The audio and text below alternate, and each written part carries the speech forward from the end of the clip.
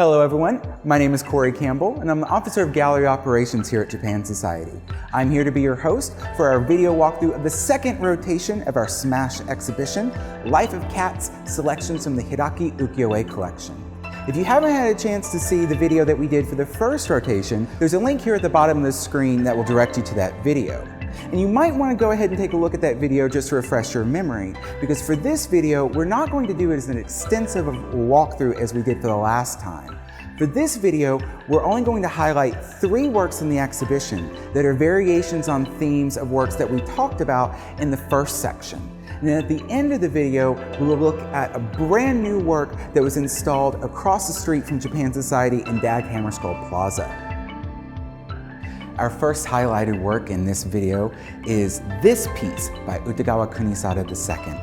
The Tale of Genji was parodied multiple times throughout Japanese history, and this particular piece is based on a smash hit runaway parody from the early 18th century called The False Murasaki's Rustic Genji.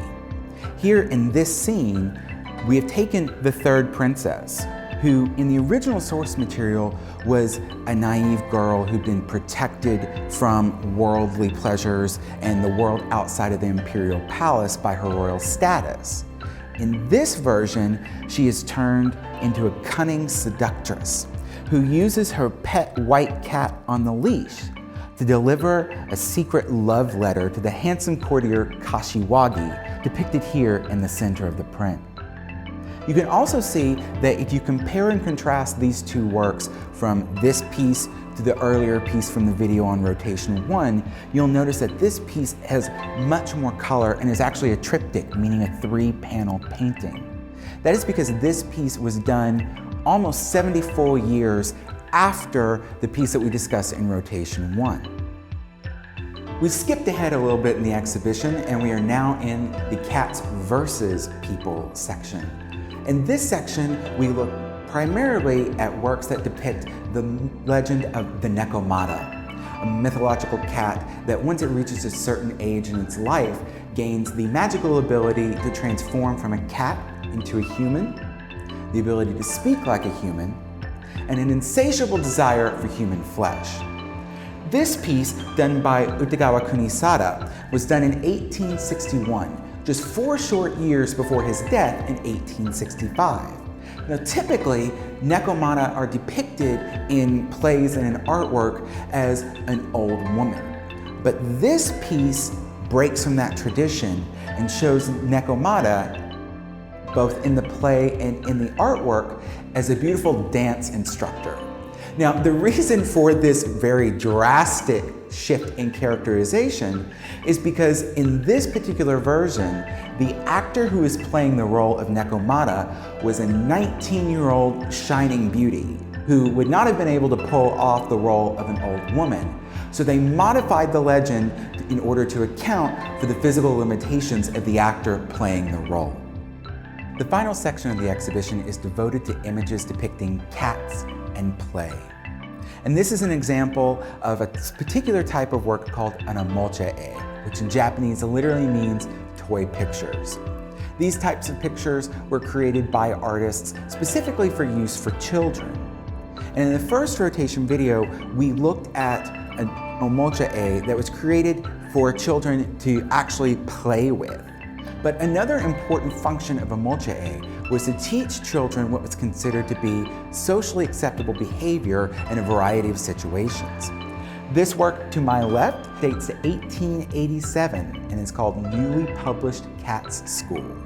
So the purpose of this print is to show children exactly what they would be doing when they become old enough to go and be enrolled in school. But when you get closer, you realize that these aren't actually people. Ikuhide has replaced all the people, the pupils, and the teachers with cats to make this a much more humorous image to grab children's attention and bring them in closer into the artwork. Installed as a collaboration between artist Sebastian Masuda, Japan Society, Dag Hammarskjöld Plaza, and NYC Parks, Time After Time capsule has been installed in the corner of Dag Hammarskjöld Plaza at the corner of 47th Street and 2nd Avenues. This piece, which is in the shape of Sanrio's famous Hello Kitty, is hollow inside. And people will actually be able to create their own time capsule memories that are cute and fuzzy and colorful and be able to put them within the statue. And then this work is on view until Sunday, September 13th. After the work is collected, it will be taken back to Japan. And this piece is part of a larger multi-city project spearheaded by Masuda, where there are all kinds of these time capsules in various shapes that are all being filled with memories and well wishes from people across the planet. And they will all be assembled back in Tokyo, just in time for the opening of the Tokyo 2020 Olympics. Even the Life of Cats closes on Sunday, June 7th. The month of May has the bulk of our exhibition-related programming kicking into full swing. To find out more information about our exhibition-related programming, check our website at www.japansociety.org. Also, don't forget that every time you buy one of Japan Society's Life of Cats exhibition catalogs, Japan Society will donate 5% of the total catalog sales at the end of the exhibition to the ASPCA. So every time you buy a catalog here, you are helping us give money to our feline friends through the ASPCA. So you're helping a very worthy cause at the same time. Hope to see you soon, and don't miss this exciting exhibition.